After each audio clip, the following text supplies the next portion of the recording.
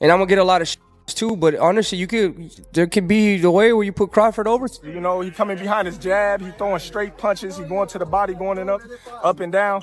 He just got to tighten up a little bit on his defense, but other than that, man, he good.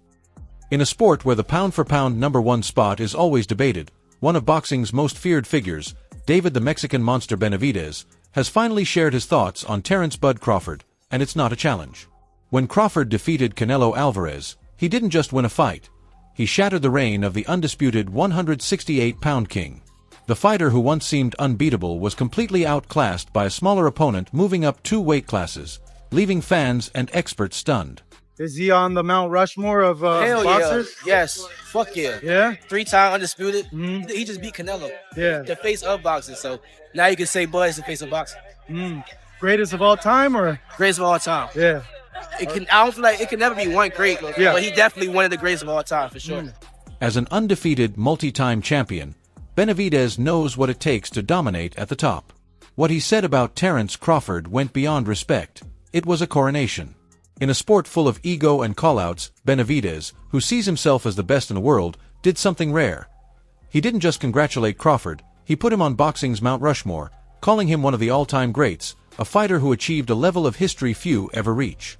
Terence Crawford, because, you know, he beat, he did something I didn't think he was going to do. You know what I mean? He beat Canelo. You know, that's 3 weight classes going up. You know what I mean? And he made it look pretty easy. So you have to give it to Crawford. Coming from one of his fiercest rivals, that kind of praise speaks volumes. Benavidez recognized Crawford's achievement in moving up in weight to capture all the belts and openly respected it. But what he revealed next shows why Crawford is truly unstoppable. When asked what impressed him most, Benavidez didn't mention speed, footwork, or stance switching. Instead, he highlighted something you can't teach: heart. He was amazed that Crawford, comfortably ahead on the scorecards, chose to stand and trade with a bigger puncher like Canelo in the later rounds, showing courage and determination few possess. Was Crawford's ability to stay focused in the fight, and not only just to stay focused and box, but he also got rugged in there. You know what I mean? He started balling with him towards the late rounds. You know what I mean? That's something I appreciate in a fighter. You know what I mean? He was already up. He could have chose to just box, but he went in there and he tried to brawl with him in the last round. So that's really what impressed me. His heart more than. Crawford wasn't content with just winning. He aimed to dominate. He has that relentless drive, a killer instinct that won't let him settle for an easy victory. It's a good fight. You know, it's a good fight for both of them. Good fight for, I think it's more important for Crawford than anybody, you know, but I think if anybody could beat Canelo, I think Crawford could. Yeah, I know you said, like, he could be the guy. What kind of a chance do you ultimately give him? I think you give him like a 7 out of a 10. Oh, wow, that high. I thought you were going to say like 25. I mean, no, just because of the size. Good. Crawford is good, and I think he's been known that he's going to fight Canelo for a long time. And you know, Crawford he likes to pick up the weight, so I'm sure he's been working on the weights for a long time. So, you know, Crawford, when he has with a person that has a big IQ like that, if you do enough weights, you know, and you stay working for a long time, you know, you have a punch. In Benavidez's eyes, that's Crawford's secret weapon, the reason he's so hard to beat. He pairs elite skill with a fearless mindset, the kind of mentality Benavidez believes Canelo Alvarez no longer has. A lot of too, but honestly, there could be the way where you put Crawford over Mayweather. Because of going up, you didn't see Mayweather go up from 147 to 168. That's crazy, bro. And honestly, I thought Crawford was gonna have more of a hard time because he had a hard time with Madronov.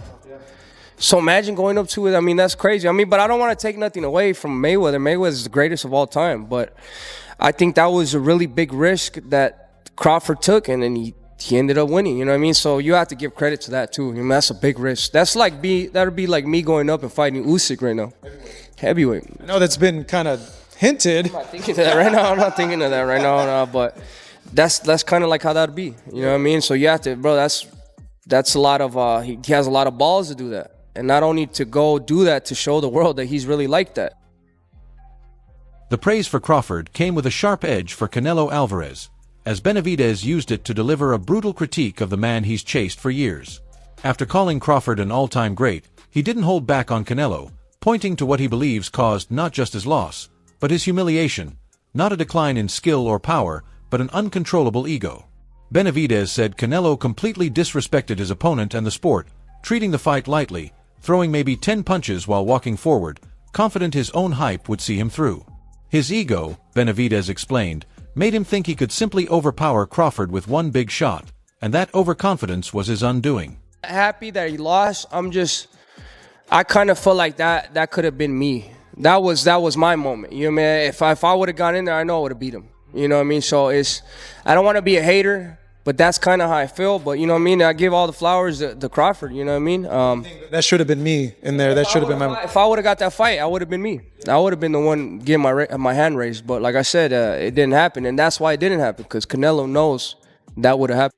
Benavidez made it clear that in boxing, that level of arrogance is a death sentence. He ended with a stark warning every fighter should heed.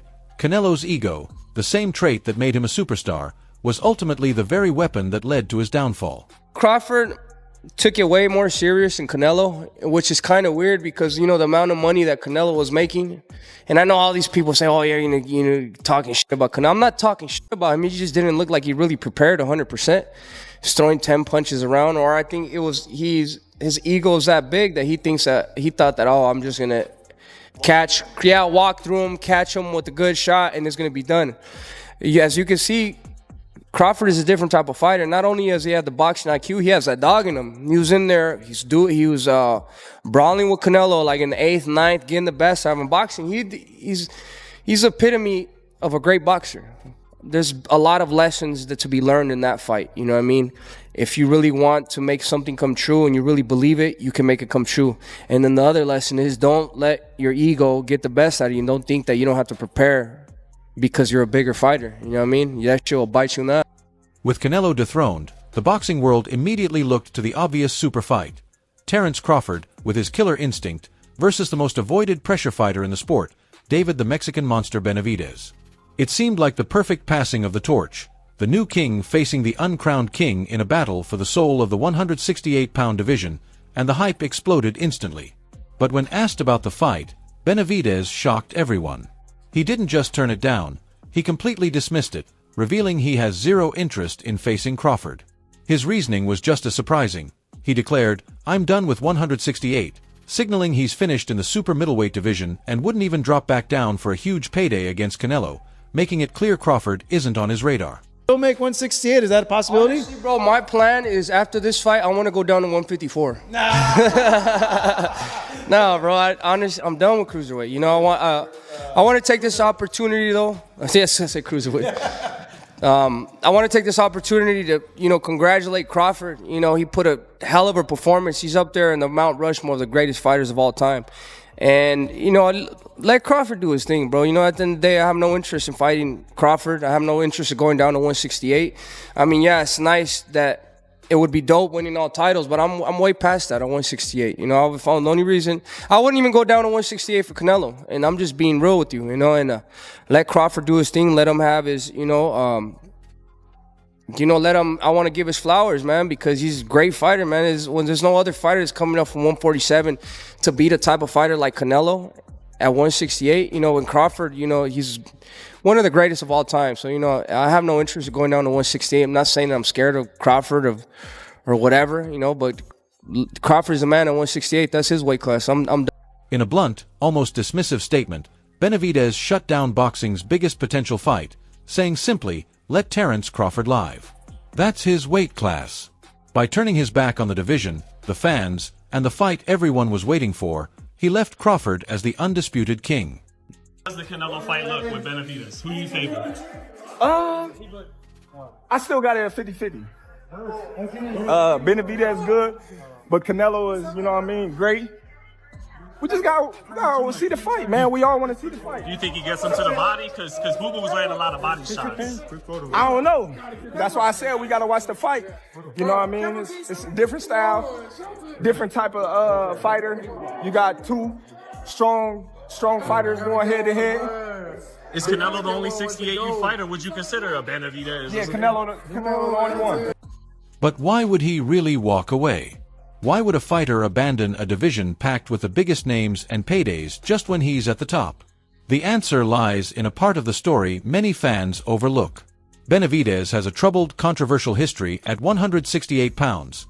He's the only two-time champion in history to lose his world titles twice without ever losing a fight.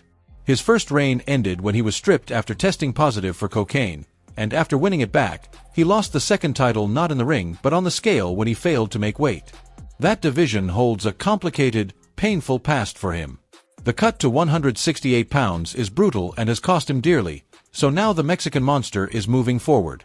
He's leaving his old kingdom behind, stepping up to 175 pounds, even setting his sights on cruiserweight, chasing greatness against light heavyweight stars like Artur Beterbiev and Dmitry Bivol, and even aiming for a fight with Zorab Ramirez. For the opportunity to fight, we've been in talks fighting Surdo Ramirez for his belts at cruiserweight. So we're already in talks of that, and then that's definitely a fight that has to happen because I used to spar him when I was 18 years old. All the way, I sparred him a lot, so I know that's a pay-per-view fight. So it was a pay-per-view sparring session, so the fight is going to be, way better. But yeah, definitely, that's in my sights. I definitely want to go up to cruiserweight. I want to be a reigning defending champion at light heavyweight and then make my way up.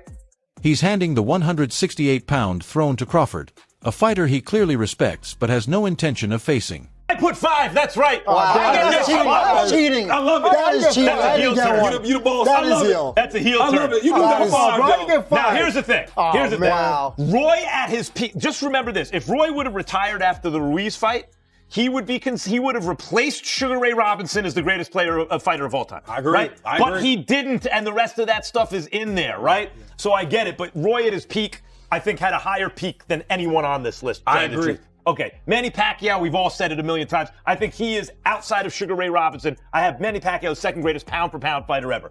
Floyd Mayweather never lost. And did he cherry-pick when and where? Yes. But guys, from 130, 135, he cleaned out 135. He beat the best guy at 130, beat the best guy at 135. Yes, did he pick and choose at 140, 47, and 54? Yeah, but he won all those fights. That's right. And he beat a lot of good fighters. No. And more than that, put Floyd at his best with anyone through history. You do not know who. It leaves the boxing world with a big question. Did Canelo's massive ego not only cost him his titles but also deny fans the real super fight, or is David Benavidez simply avoiding the one man he just put on his Mount Rushmore? That's it for today's video. If you enjoyed it, leave a like, subscribe, and hit the bell so you don't miss future uploads, and share your thoughts in the comments. Stay tuned, and we'll see you in the next one.